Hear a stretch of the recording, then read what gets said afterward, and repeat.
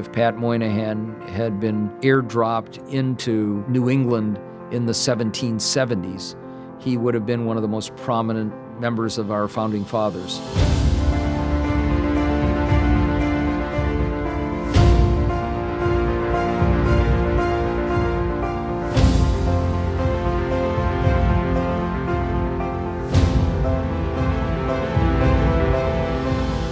Moynihan, being an Assistant Secretary of Labor in early '64, was one of the people who helped Johnson design what became known as the War on Poverty. On poverty in America.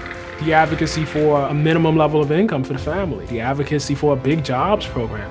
The kind of solutions Moynihan advocated for are, I would say even in the time, were radical, are very, very radical now. One word that's attached to you wherever you go until you're probably sick to death of it is flamboyant. The flamboyant Patrick Moynihan.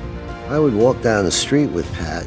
Taxi drivers would screech to a halt and yell, "You're great!" He came back and he told me that Nixon had asked him to be his domestic advisor and that he accepted. I was enraged.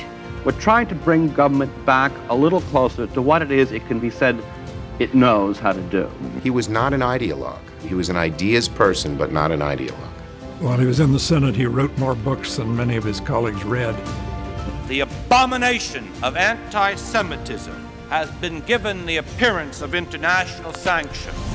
When people talk to me about you, I always refer them to the Almanac of American Politics, which says he's the nation's best thinker among politicians since Lincoln, and the best politician among thinkers since Jefferson. How's that sound? That sounds overstated, but it's a fine note on which to say, it's time to go.